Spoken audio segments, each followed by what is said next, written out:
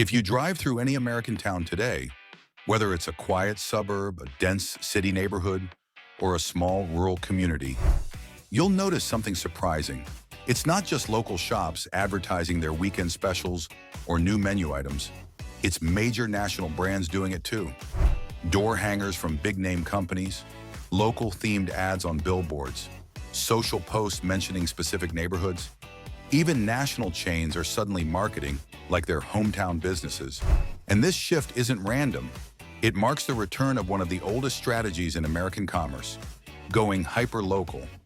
For years, national brands invested heavily in broad, one-size-fits-all marketing.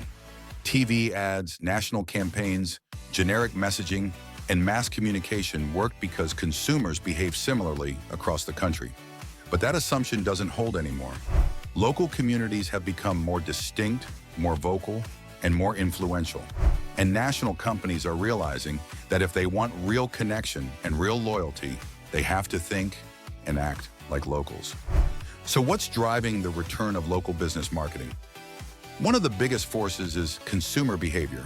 Americans today value personalization more than ever. They want brands that understand their community, their culture, their regional tastes, and their local challenges. A generic national message feels distant. A neighborhood-specific message feels relevant. When a big brand speaks directly to a local audience, it earns trust in a way broad advertising can't. Another major driver is competition. Every industry is crowded now, whether it's coffee, fitness, home services, grocery, retail, or restaurants. National brands face competition not just from each other, but from strong local businesses that have deep community ties. These local brands know people by name, tailor their offerings, and show up at community events.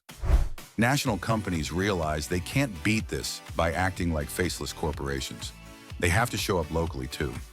Technology plays a huge role in the shift. Digital tools now allow companies to segment audiences by zip code, interests, neighborhoods, and even streets. Brands can run different ads in different parts of the same city.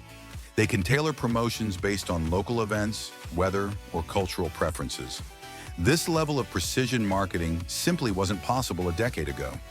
Now it's easy and powerful. Social media is another key factor. Local influencers, small businesses, and neighborhood pages shape buying decisions more than national campaigns in many communities. National brands want to tap into that influence, so they partner with micro-creators, sponsor local content, and collaborate with community groups. By doing this, they blend global scale with local authenticity. Another reason for the hyperlocal shift is the hybrid work era. Remote and hybrid workers spend more time in their neighborhoods than in downtown business districts. Foot traffic and spending patterns change. People are dining, shopping, and living closer to home. National brands can no longer rely on high-traffic urban centers or major malls the way they used to. They need to reach people where they actually are, in their communities. There's also a strategic financial element. Hyper-local marketing produces better returns on investment. Instead of spending millions on national messaging that may or may not hit the right audience, companies can concentrate on the specific regions driving growth. If one city or neighborhood shows strong performance, brands can double down.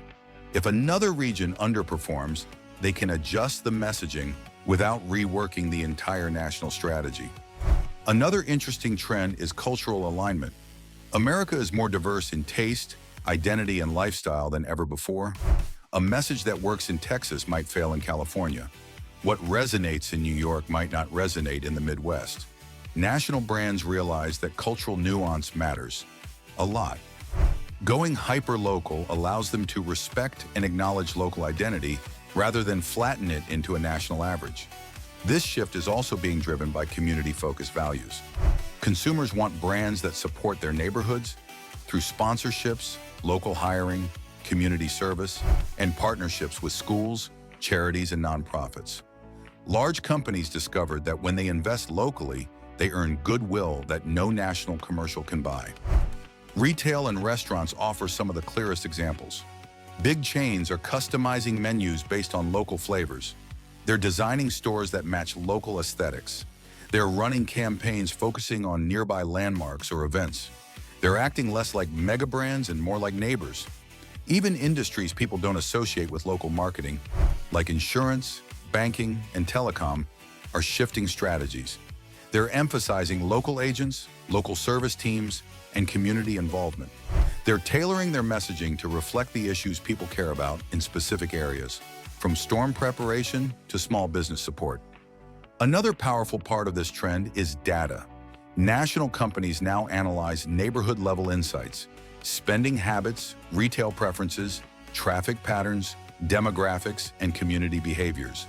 This data shows them exactly where to invest and how to speak to customers, making hyper-local marketing far more efficient than blanket advertising.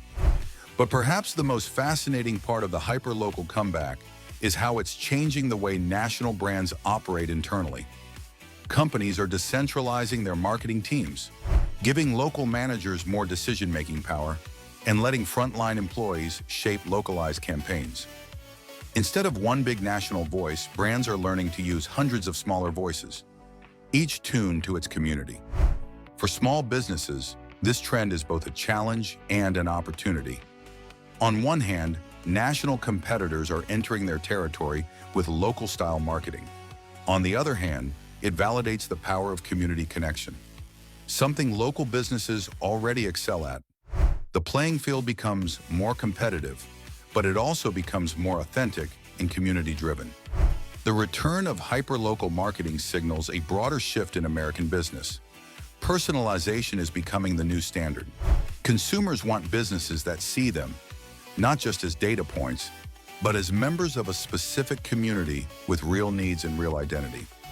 As long as customer expectations continue evolving, and as long as technology makes it easier to target communities precisely, national brands will keep going local, not as a trend, but as a core strategy. Because in today's America, the most powerful way for a big brand to grow is to think small, neighborhood small, zip code small, one community at a time.